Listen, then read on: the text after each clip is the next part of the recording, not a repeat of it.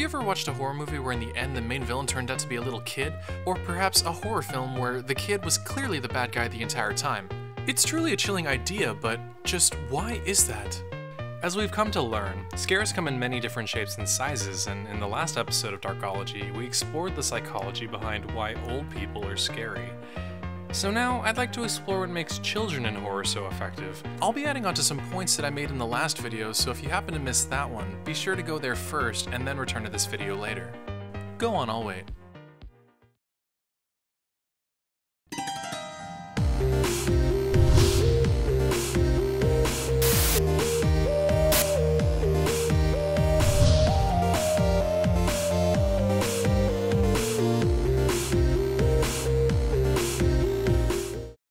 Now then, I suppose to get a good start, I'll list all the movies that feature a creepy, rotten, or evil kid.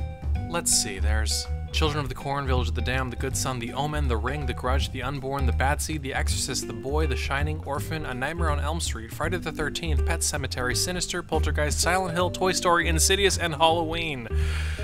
Oh, and I suppose The Babadook counts, right?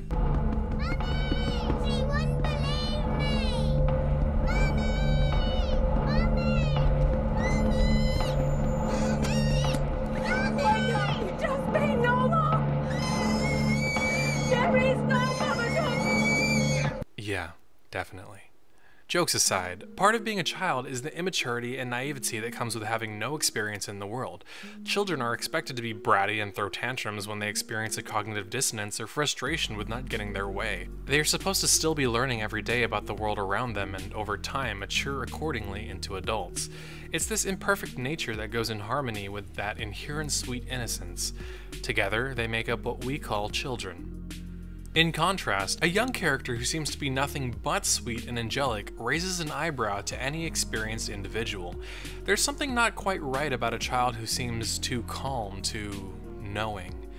It's almost as if they aren't really children anymore. Not at heart, anyway. I think it has something to do with how children are believed to be inherently good, innocent, and naive, and for the most part they generally appear to be.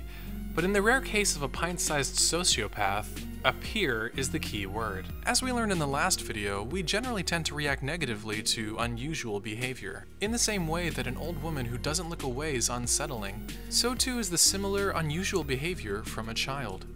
Children are supposed to be screwing up.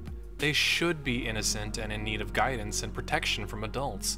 There's something wrong in a picture where this is switched around, inverted, as if they don't need adults. Perhaps it sparks a deep-rooted primal fear of our offspring turning against us? A creepy child might not be physically dangerous, but the unnatural manner in which they behave is chilling. In the same way that there is an inherent creepiness about someone in clown makeup behind a mask or in an animal suit, this disguise of innocence can be an unsettling idea, especially when it is hiding something much more insidious. We are now approaching the Uncanny Valley. The Uncanny Valley is a matter I briefly covered in the creepy commercial episode of Darkology, which I highly recommend checking out later if you haven't already, but it's relevant here. It's a hypothesis that basically proposes that there is a specific drop-off point where our perception of a human-like entity suddenly becomes very powerfully negative, as a result of the entity seeming alike and yet somehow being fundamentally different. It's the same idea behind why we find animatronics, androids, and people in masks unsettling. They're not genuine, they're trying to appear alike, but they're hiding something. The Bad Seed was one of the first films to demonstrate this concept in the form of a child. Have you been naughty? Why, no, Mother. What would you give me for a basket of kisses? I'll give you a basket of hugs. Rhoda seems innocent and says all of the correct things, but her actions speak to a completely different agenda, one more cruel and inhuman.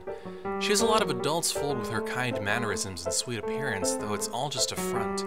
There's a scene where two characters discuss the plausibility of sociopathic tendencies being more of a result of nature rather than nurture.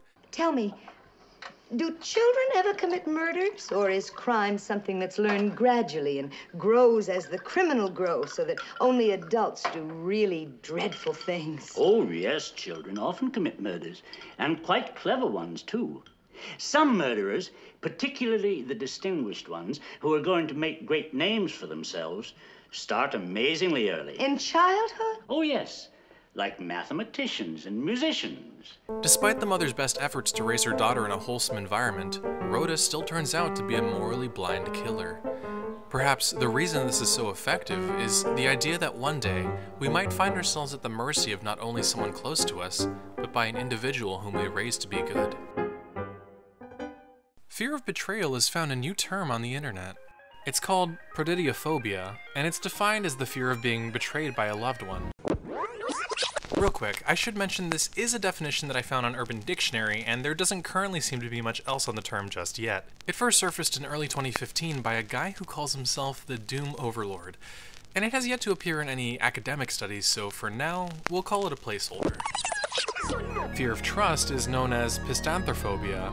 It stems from the concept of how opening oneself up, emotions, dreams, passions, the whole lot, is one of the most vulnerable things a person can experience. Trust is not something taken lightly in this case, and with regards to children being raised by parents, the betrayal by a child might seem unfathomable. Just the same, to many, the idea of a typical child's less gracious behaviors is enough to strike fear and repulsion. Kids can be sweet, but they're often sour as well. They're us minus our societal inhibitions. Lacking any strong understanding of social norms and consequences, they are potent representations of human desires. They say and do what they want, whenever they want, and act out, sometimes violently, in protest to the concept of no. And while this often is manifested in many adults who are simply confident, free thinkers, perhaps somewhere in there is the thought that, just maybe, this stems from our children being capable of thoughts and actions much darker than anything we could ever imagine. Though not from a horror film necessarily, Joffrey Lannister from Game of Thrones is a prime example of this. And then there's the concept of children who become bad as the result of something paranormal or demonic. This is where movies like The Exorcist, Insidious, and Poltergeist come into play. Adults are generally experienced and are more physically and mentally capable than the young and old. They embody strength. It's a concept prevalent in folklore. The young are often easy and weak targets for entities from the unknown. Though inherently good, children are potential vessels, human gateways that might lead to a demonic encounter, or worse. In Insidious, Dalton has the ability to astrally project, that is to say, his soul leaves his body and enters another dimension when he sleeps. His spiritual absence leaves an empty body, which becomes a target for a host of malevolent spirits. At one point in the film, an entity actually does take control of his body, and it's this very idea that someone who looks like your loved one but isn't, rather a stranger, is walking around in their body, looking to cause pain to others. When it comes to how they're portrayed in stories of the supernatural, children are most often pawns. Perhaps this is why as children, we're often told not to mess with Ouija boards or dabble in darker things, not just for our safety, but for those around us. But this fear would really only apply if you believed in such things, right?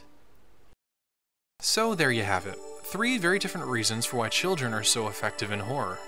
They can be dreadfully immature, they can be easily possessed, and they can just be inherently evil, disguised as good. Which do you find the scariest? Let me know in the comments below. Seriously, I need the engagement activity. Follow me on Twitter and Facebook at Bluelavasix to stay up to date on the channel or to just say hello. And as always, thanks for watching.